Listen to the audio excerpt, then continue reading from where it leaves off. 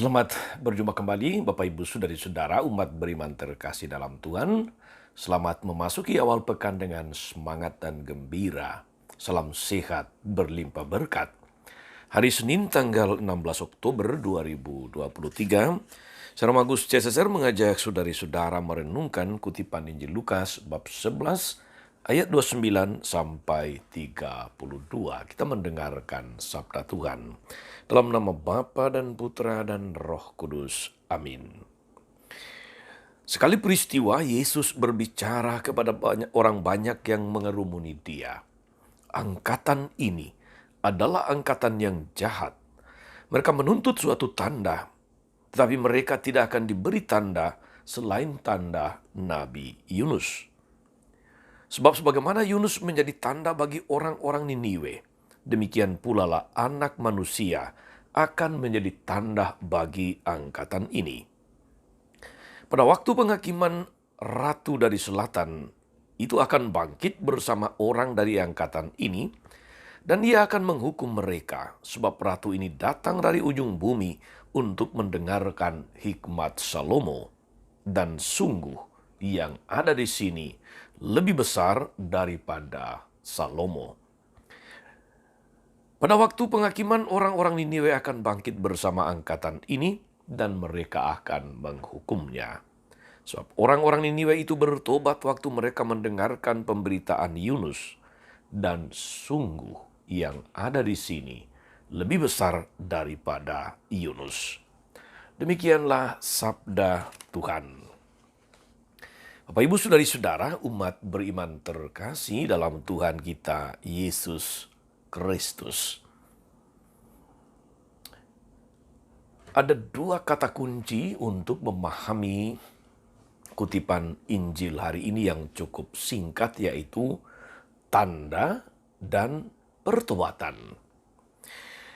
Orang-orang yang tidak percaya kepada Yesus dan segala pengajarannya, mereka meminta tanda agar percaya.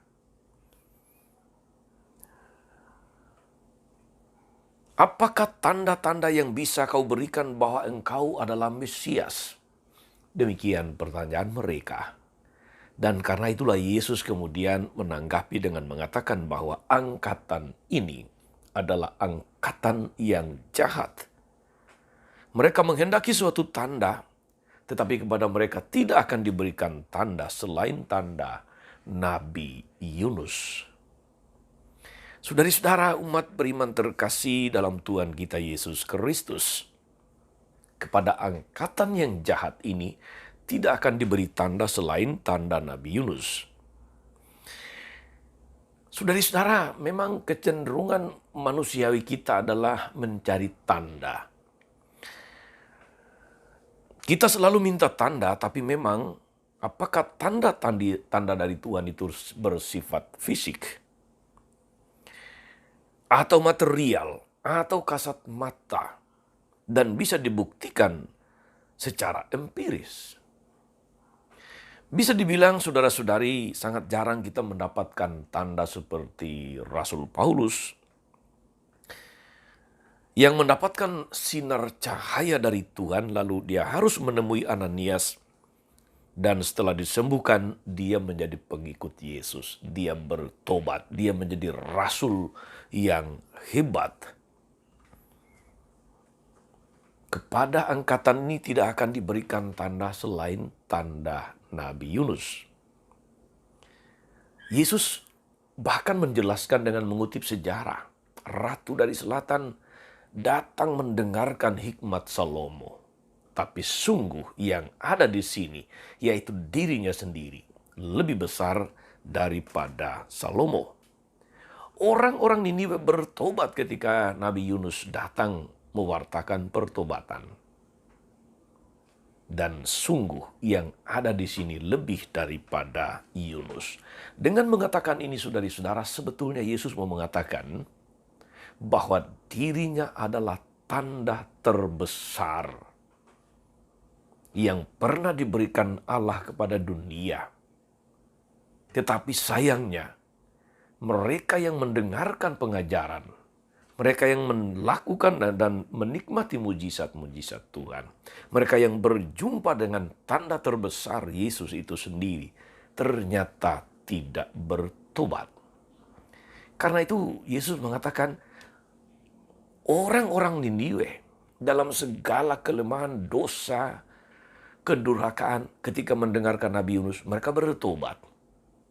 Tapi kalian yang berhadapan dengan tanda terbesar dari Allah, yaitu Yesus, mendengarkan pengajarannya, terpesona, menikmati mujizatnya, tetapi kalian tidak bertobat. Sekali lagi saudara-saudari, dua kata kunci ini, tanda dan pertobatan. Apa yang kita bisa tarik sebagai inspirasi untuk kita saudari-saudara? Rasa-rasanya kita harus bersyukur karena Yesus adalah tanda terbesar yang diberikan Allah untuk kita. Kalau orang Niniwe bertobat, Ratu dari Selatan datang mendengarkan Salomo karena kebijaksanaannya. Bagaimana dengan kita yang mendengarkan pewartaan tentang Tuhan, yang membaca, mendengarkan, merenungkan pewartaan Yesus dalam Injil? Adakah kita juga bertobat? Ataukah kita seperti kebanyakan orang yang dikatakan dalam kitab suci tadi, juga sibuk meminta tanda, mencari tanda? Bukankah Yesus yang hadir, lebih-lebih dalam sakramen Ekaristi yang kita sambut, yang mengatakan kepada kita, inilah tubuhku, inilah darahku. Bukankah dia tanda terbesar dalam hidupmu? Tanda apa lagi yang bisa memuaskan keinginanmu, keinginan kita?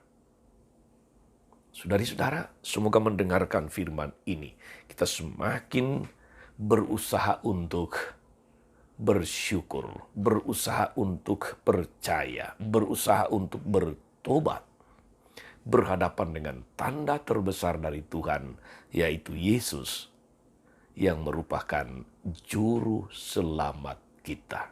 Jangan sampai Anda tidak percaya. Jangan sampai, lebih lagi, Anda tidak bertobat. Selamat beraktivitas hari ini, saudari-saudara. Tuhan Yesus, tanda terbesar dari Allah, memberkati Anda semua. Dan Maria Bunda selalu menolong, setia mendoakan kita. Amin. Tuhan Yesus Kristus, kami sungguh percaya bahwa Engkau adalah Putra Tunggal Bapa yang datang untuk menyelamatkan kami.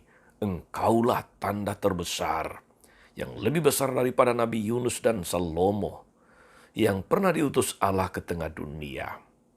Ke dalam tangan-Mu kami serahkan seluruh pergumulan, perjuangan kami di tengah dunia ini. Terpujilah nama-Mu sepanjang segala masa. Amin. Saudari-saudara sekalian, berkatalah turun atas saudari-saudara, atas mereka yang kita doakan atau kita janjikan doa, mereka yang sakit dan menderita. Segala rencana, karya, dan pelayanan hari ini, Bapa dan Putra dan Roh Kudus. Amin. Tetap sehat dan teruslah menjadi berkat. Jangan lupa like, subscribe, nyalakan lonceng notifikasinya. Salam 52, Tuhan memberkati.